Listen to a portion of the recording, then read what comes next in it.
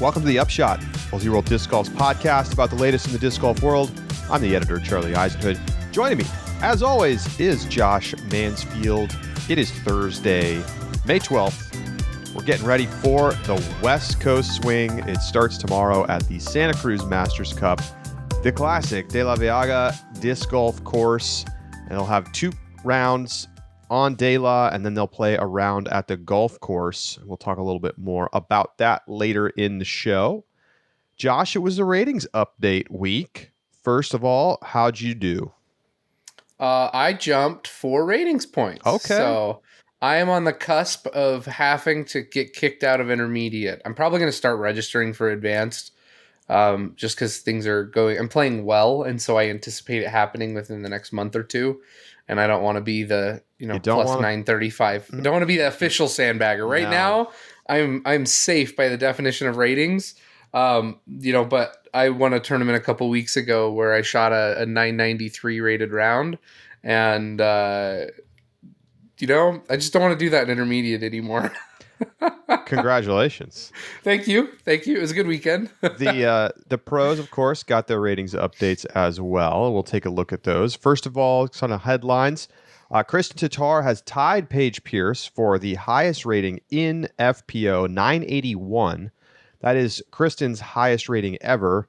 Of course, Paige is still kind of trending a little bit downwards from when she peaked out in the mid 990s back in 2021, early in the year, right before the Texas swing. And so Kristen obviously has been playing great. No surprise to see her kind of starting to actually catch up to Paige. And, it won't be shocking to me if we see Kristen overtake Paige in the next 1 or 2 rating cycles. Paul Macbeth back on top in MPO, which, based on the most recent play is, I think, a little unusual. But remember, it's also about which rounds you drop off, not just how you've played lately. And Paul also had a couple of tremendous rounds recently that also help. Well, his bad rounds at Champions Cup and Dynamic Discs Open both were so low. They were 2.5 standard deviations or 100 points below his average rating, which means his atrocious sub-1,000 rated rounds didn't even account in his rating. Isn't that nice when you're just like, you know what? I was so bad that it doesn't count. That's right. I mean, if you're going to be bad, go out in ace run everything. Don't just try and salvage a bad round, because that's how you shoot your ratings in the foot. So let's talk for a second about ratings, because we take a look at these ratings updates when they come out every month, and it's kind of fun to see how people are doing and see people who are trending up, trending down. The question, of course, and it is a much discussed topic. Are ratings a valuable tool for assessing professional disc golfers? I'll just leave it at that, Josh. What do you think? I want to say yes. And this is the reason why is because when we look at power rankings say, what have you done for me lately? But when I think of a lot of different metrics in the world, whether that be other sports, whether that be business, a 12-month rolling average is a statistic that's used all over the world in so many different facets as kind of, and because it's a significantly more reliable trend, it kind of gives you that really clear, and oftentimes I feel that the ratings updates match your feeling, right? The anecdotal evidence as well. So yes, Paul's had his up down, and we've kind of seen that. He drops a rating point, but at the end of the day, if Worlds were tomorrow, Paul and Ricky are separated by 1 rating points as the favorite. And I think that's right. And so it may not be, and we talk about this often, it's not going to give you a complete predictive of who's going to do best week in and week out. There's a lot of things like courses and weather and, just recent play that all we take into account that kind of inform that. But I think a 12-month rolling average shows where they've been consistently, both in the high pressure situations and also when they've been having a rough round. And that gives us a pretty good picture that we can judge it off of it.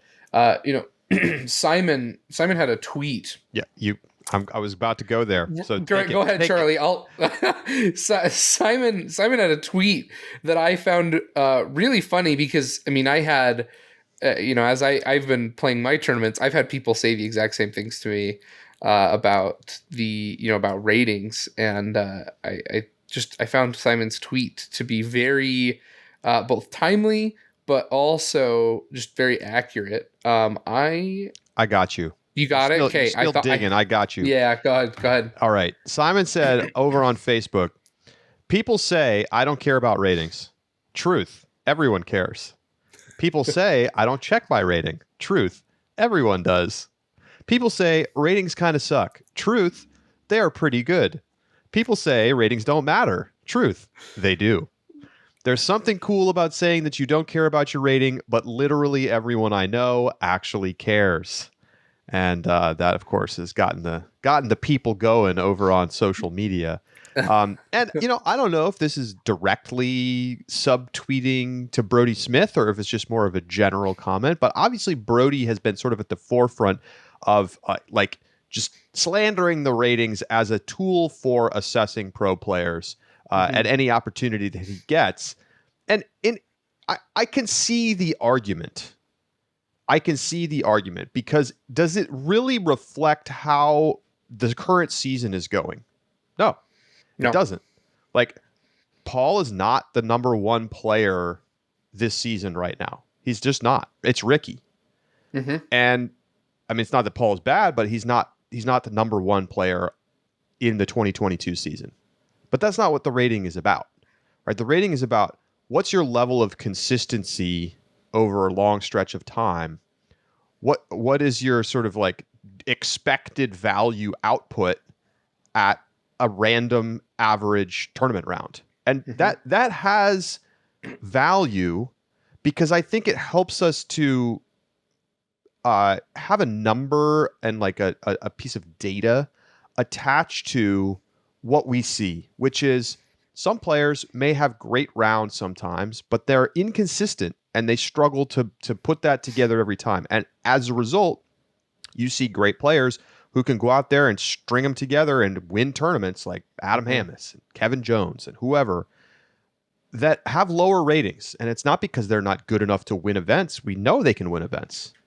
It's because they're not consistent in their results. And that's a useful metric to have alongside things like the Disc Golf Pro Tour standings, which, is an easy way to see how people are doing now. And you can come up with all kinds of different rating systems to determine who the best player is. There's other ways of ranking players besides averaging their results of rounds.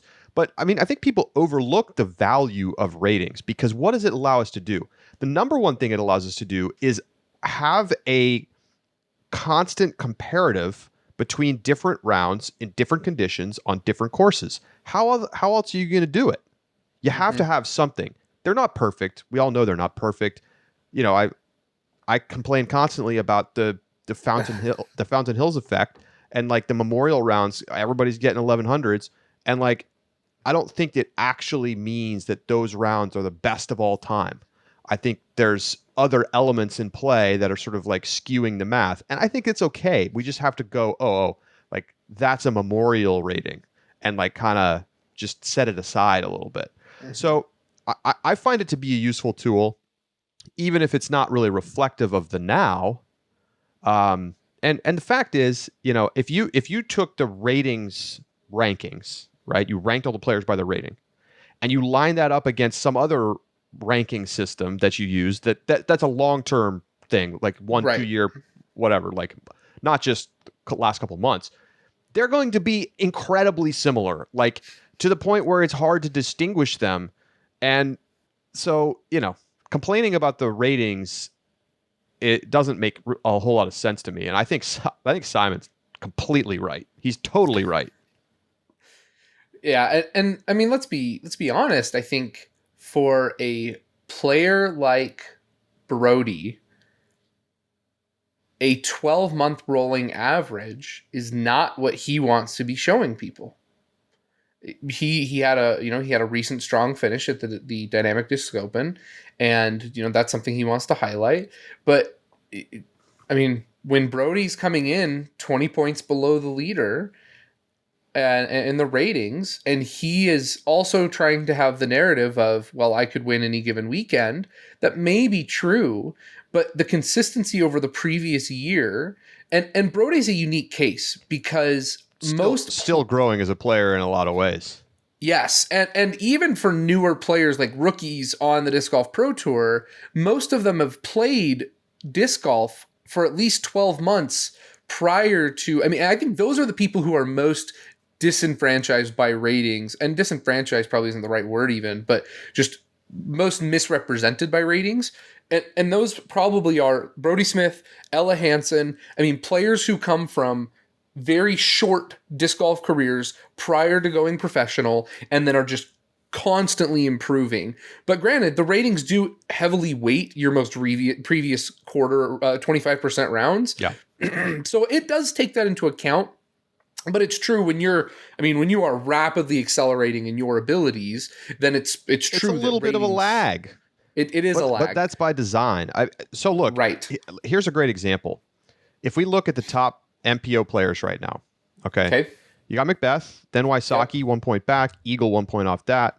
And, for example, like Eagle, despite now not playing probably for a few tournaments, is going to remain basically where he is in the ratings. Mm-hmm. And that's actually also a nice feature because it's like, this is a very skillful disc golfer who happens not to be playing right now. And other systems are going to punish you for not playing. And that's fine. They're just different. So that you've got Eagle, then you got Calvin and Chris and Matt Oram over 1040. Kyle Klein is at 1039. James Conrad is at 1037. Kevin Jones is at 1037. You know who else is also at 1037? Josh? Gannon Burr. Gannon Burr is now 1037 rated. He's inside the top 10 rated players in the world. And he's jumped 3 ratings points. 3 ratings points. And just look at the trajectory of this guy. Okay.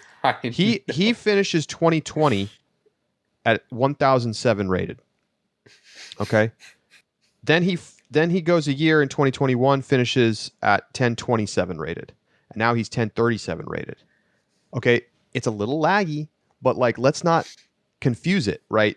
Gannon Burr has leveled up his ability and his rating has quickly caught up to that. And now he is, as he's been playing on tour, one of the top rated players in the world. And, it makes a lot of sense. And it's also an incredible streak. I mean, like, people still don't talk about Gannon, I think, as like a top 10 guy, but at some point we have to. Mm-hmm. Yeah, he definitely, and I mean, we did not give Gannon a ton of long-term confidence after the Las Vegas Challenge, but he's continued to play well. And given the combination of those results, as well as his rating, I think that shows that, Gannon Burr is where he belongs. And being completely frank, I mean, if we pull up this list right now, your top 5 guys, Paul Macbeth, Ricky Wysocki, Eagle McMahon, Calvin Heimberg, Chris Dickerson. Seems about right. Yeah, I don't think anybody's right? disputing that top 5. Your next 5 then, Matty O, Kyle Klein, James Conrad, Gannon Burr, and Kevin Jones. A couple of these guys have had slower seasons. Kyle Klein, James Conrad, both drop a rating point. But I still don't dispute that those guys have the skills and could turn it around at any point and be contenders week in and week out. And so, I mean, the ratings, I think, are doing a successful job. The other thing about ratings that I think is the case is it can disproportionately reward really strong players who don't play elite events. True. When you're blowing out C-tier fields regularly, that can give you nice ratings padding that can kind of bump you up a little bit. That when that person were to come on the Pro Tour, you would see severely underperform their rating as to where they are relative to the field. Other quick notes, Evelina Salonen and Henna Blomroos both dropping out of the 970 club, dipping down to 969 and 968 respectively. Still in that, so in the 970s and above, you've obviously got Pearson Tatar in the 980s, and then you've got Katrina Allen at 974, Haley King at 971, then Evelina Henna, Owen Scoggins, Missy Gannon, Valerie Mondahano in the 960s. So that concludes your ratings update. We're going to take a quick break. When we come back, we're talking DeLa and Masters Cup. Don't go anywhere.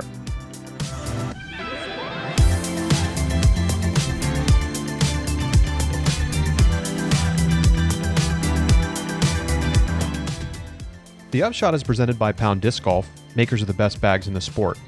And you know, I've been talking about it. The new, smaller bag from Pound, the Rufus, is almost here. You can check out videos of the prototype version 1 and 2 on Pound Disc Golf's new YouTube channel. Just search Pound Disc Golf on YouTube or go to youtube.com/Pound Disc Golf, and you can check out the videos as well as an introduction to their new fly pack, which is available now. I can't wait to get my hands on a Rufus. Already, they've built so many cool new things into just the version 2 of the prototype. So go check out the video and find out more.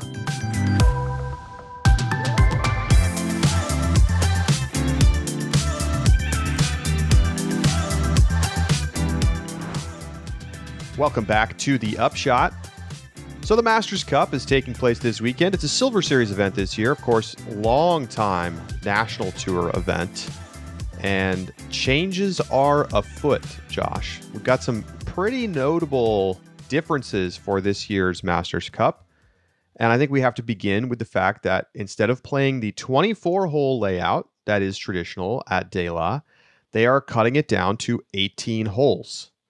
The last hole, hole number 18, will be top of the world, the huge downhill shot to the basket down at the bottom of the hill.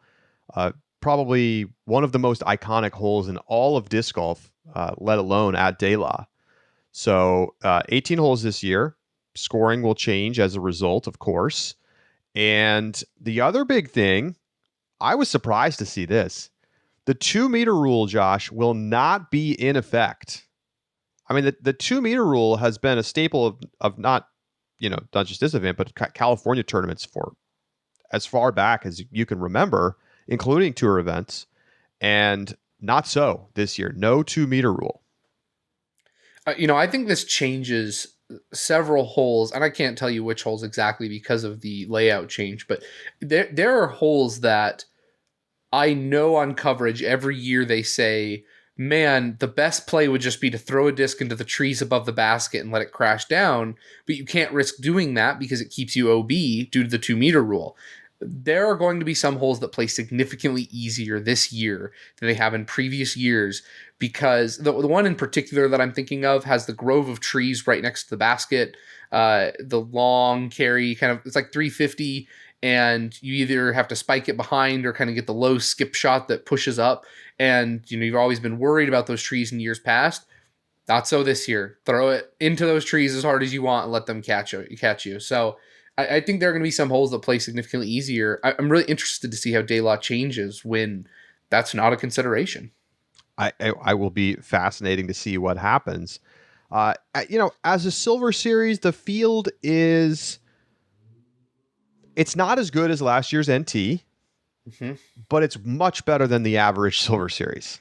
So that's kind of the situation. There's a bunch of players out. We're going to talk about that when we get to our fantasy segment. So stay with us for that. I do want to note, this is very nice. Juliana Korver, she'll be in the field. This is her first time playing a DGPT event this season.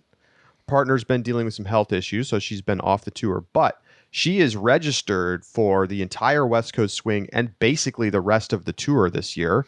So it looks like JK is going to be back out there. And this was one of the tournaments where she really played well last year and kind of like reestablished herself as a week in, week out strong contender in the FPO field. Yeah, I mean, that it's so exciting to see Juliana Korver back in the field, because I remember when she first came on tour last year and really started overperforming expectations. Rookie of the year, Josh. Don't forget. Rookie of the year. I guess last year there were two awards that were kind of surprising. Missy Gannon getting Player of the Year and Juliana Korver getting Rookie of the Year. One has not aged well. The other, we'll see this year if it ages well or not, or this tournament. So, It's exciting to see. I think Juliana is a fun player to watch. She obviously has struggled with putting issues in the past, but this is actually something that I think is interesting about the West Coast swing. And this is a little bit off from DeLa, and from Masters Cup, but there are a lot of players who are not, outside the top 20, who aren't just skipping Masters Cup, but are skipping most of the West Coast swing. And I think in part that there's two factors that go into this, and it's part of the reason why we see Juliana Korver come back and on this stretch. But it's part of the reason we see folks like James Proctor, who is from the West Coast, come down and start playing it. The first reason is that there is a geographical line of just states that don't get played. You have, the New Mexico, Arizona, Colorado, Utah, Idaho, Wyoming, Montana. I mean, that strip of the Rocky Mountain West does not host tournaments that are Elite Series events. And so you are traveling from Emporia, Kansas, jumping that belt over to the West Coast. That significantly increases just the amount of travel that you have to do. And it's tough to ford the river and, bring the cattle with you on the Oregon Trail to get over there. So I understand it. Yeah. And then you're making that trek back for the preserve in the other direction when, if you just cut that off, they've created a pretty natural geographical line that you just cut off, and the West Coast swing is what falls off. The second reason, though, is I think when I look at this top list of players, not many of them are from or currently reside in California. A lot of East Coast, Midwest players. And so Chris Dickerson, for example, imagine if Chris Dickerson's home was in Southern California. He would come play the West Coast swing and then maybe take a couple tournaments off after the West Coast swing to stay at home with family, right? The problem is right now is that players are incentivized to stay home and rest. And this is a good stretch to do it because they're already near home, and why travel all the way over there and then come back? And so the combination of those two factors mean that Masters Cup is going to be underattended, but it also means other events on the West Coast swing are going to be a little bit underattended. So I'm happy to see Juliana Korver come back. I wish that there was a little bit more continuity geographically so that the West Coast swing wasn't just the natural cutoff point of an easy to cut out chunk of tour. Yeah. I mean, I definitely understand it. I think the challenge is that it's easy to say, I don't want to drive all the way over there when you're only going to miss 2 Elite Series events to do so. Mm-hmm. I think that's the biggest thing. And it's too bad because if it was me on tour playing disc golf, this would be my favorite time of tour because it's beautiful to play in California and drive up the coast and, have some fish tacos and then go to Portland. I mean, it's just a wonderful part of the country and a great time of year to be in that part of the country from California up into Oregon. So, but I get it. I definitely get it. And, it's worth noting, like, it's more pronounced in FPO. You have a lot of players skipping this stretch. MPO, mostly the top players are going to be at all these events. Chris Dickerson is the obvious exception. Looks like Matty O is going to skip Portland and Beaver State. And you have some other players a little further down that are not signed up for stuff at the moment. But in FPO, you do have like a good chunk of players not going. Like obviously Kristen is back in Europe right now, but we won't see a bunch of players. Evelina Salin, Macy Vela Diaz, and Blomroos, Arya Castrita. Like, I don't know. Most players go. Like the big names are going to be out there, even if they're not playing at Masters Cup this weekend. So Masters Cup, obviously, DeLa, people know what it's all about. You've got a lot of line shaping to do, angle control, speed into the green.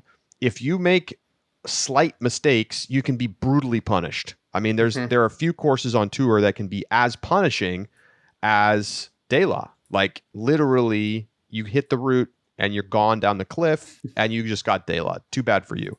The thing is, players who have excellent ability to control speeds and angles as they come into the fairway or onto the green are going to have an outsized advantage here.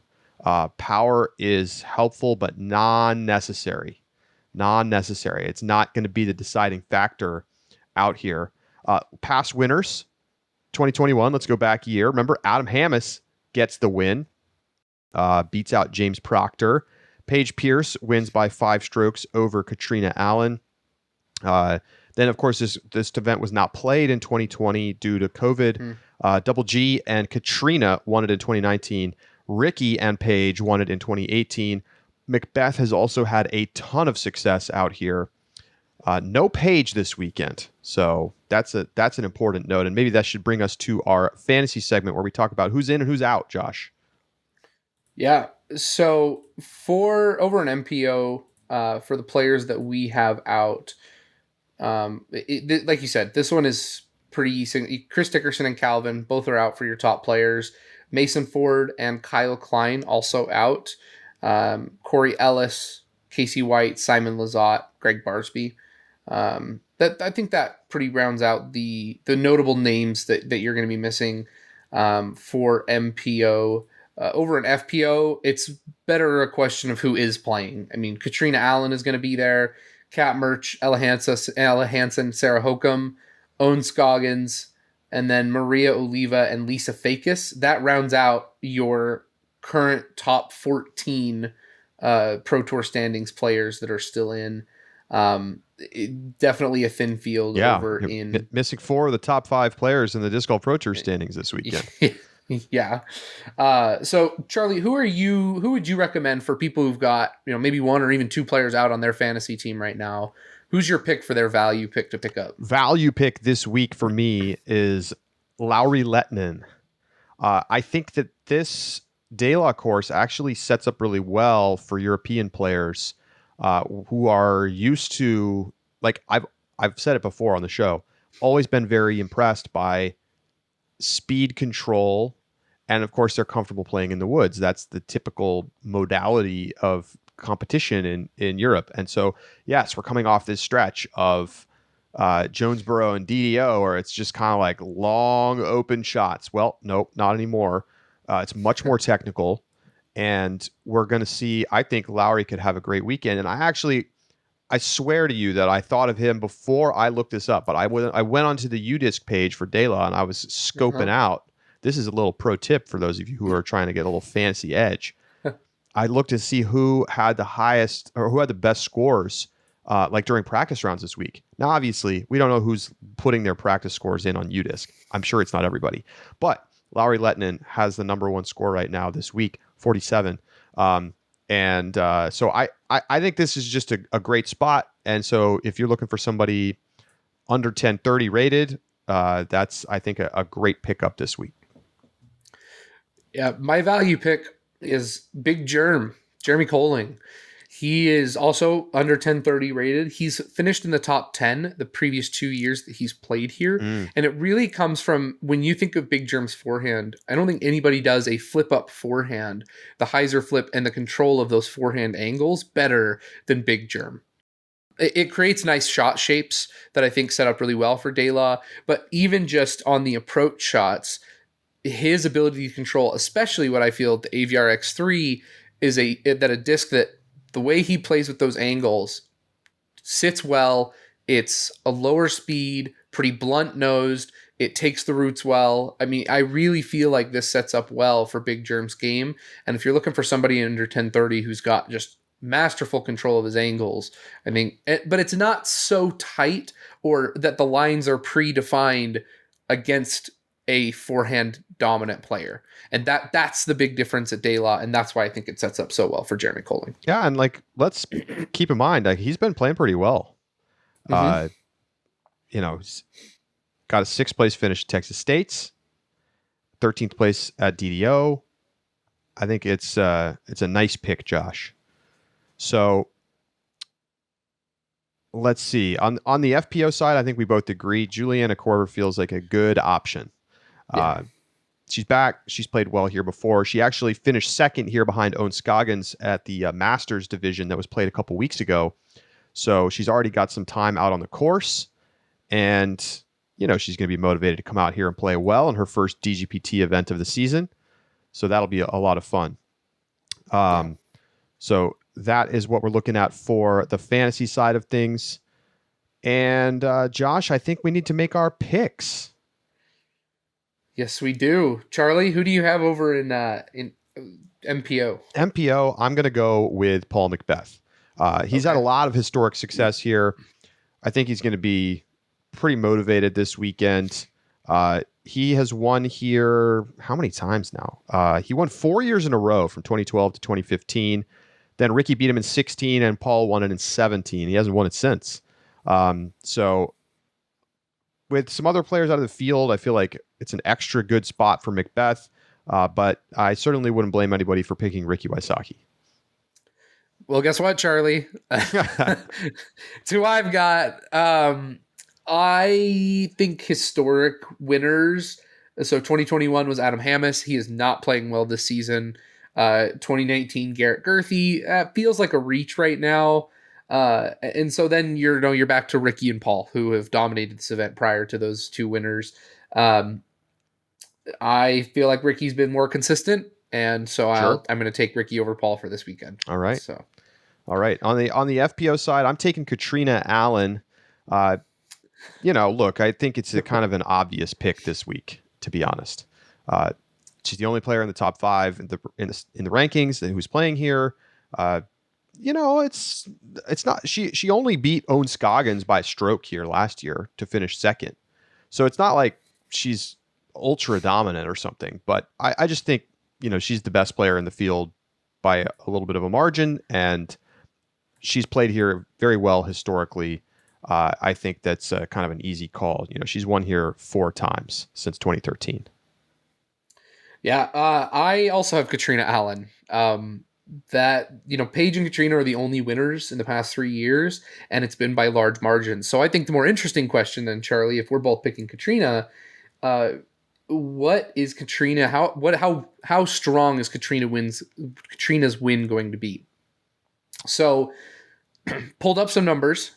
Okay. The last year is the closest margin of victory for the winner over the past 3 tournaments that this has been played. Again, 2020 not being played. Okay. Paige beat Katrina by 5 strokes last year. Prior to that, Katrina won by, I think it was 9, and prior to that, it was 12 for Paige. So the winner has been Paige or Katrina in recent years, and it's been by large margins. There are less holes because we're not playing the 24-hole layout, but we also have a significantly diluted FPO field.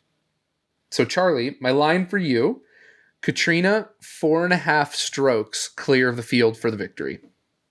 Oh, I got to take the field. I think it's an easy call. Okay, first of all, you've got 18 fewer holes this year, right? So in a way, they're playing a 4-round event, right? They were playing 72 holes in the past, and now is it 18 or is it 12? Because haven't they played at the golf course before as well? Oh, yes, but last year, I don't know if they did. I literally just do not remember if they did last year or not. I don't either, because that's starting to ring a bell that maybe they did. I was thinking golf course involved. You could be right. 12 holes. You could be right. It's either 12 or 18. Last year, they did play the golf course. Yes. They did. Okay. No, they did not. No. They played 3. They played 3 on DeLa last year. Okay. 24 holes a pop. Got it. So in the past, they've definitely played the golf course, and they will be playing the golf course this year. And we neglected to mention earlier, and I'll say it now, the Disc Golf Network is going to do some bonus live coverage on Sunday. So they're gonna come out and do the golf course live coverage because the cell signal is a little bit better out there. The DeLa signal is notoriously really bad. So we will get that, which, you know what? To me, I don't know. I like live coverage, but do I really need to tune in for not the thing I want to watch at Masters Cup on the final day? I would rather than just play 3 rounds at DeLa, to be honest. Yeah, me too. That's just personal preference. I'll wait and I'll watch it on YouTube. It's all good. I don't need the live every week. But anyway, it's there. It'll be there. We can watch final round. But yeah, the field, I feel like 4.5 is just too big of a number considering the fewer number of holes and the fact that, it wasn't Katrina winning by 5 strokes last year. She was a little closer than that. I think that, JK and Owen Scoggins and Maria Oliva, like there's plenty of players who have a chance to keep it close. So interesting counterpoint there. The 2019 did feature the golf course. Yes. And that was when Katrina was 7 strokes clear of the field. Okay. Well, so the margin was actually smaller when it wasn't on the golf course. All right. Well, we'll see. So, you see. You gave me the number. I took the gave me the number. Yep. And you know what? Look, if at worst it's a charity over under back for the OTB skins for Eagles Crossing, then I'll just take the good karma that comes with doing that. I mean, I just also think like betting on a player, any player, no matter how good they are and how thin the field is, to win by at least 5 strokes is just, that's a tall order in disc golf. That's fair. As good as Katrina is, but the number is, here it is. The number's set. It's set. Okay. Keep in mind, you can go to discgolf.ultiworld.com/upshot-picks to keep up with all of our picks and our over-unders every single week. So we hope you check that out. If you're not already a subscriber, we hope you become one very soon. Get our Upshot bonus segments. We're going to be talking a little bit about our interview with James Conrad this week. And then we'll be back with some Reax to the Masters Cup, either Sunday or Monday. So join us in the Discord and everything else. It's less than $4 a month. Just go to discgolf.ultiworld.com/subscribe. That is going to do it for this edition of The Upshot. Thank you so much for tuning in. We'll talk to you next week right here on The Upshot.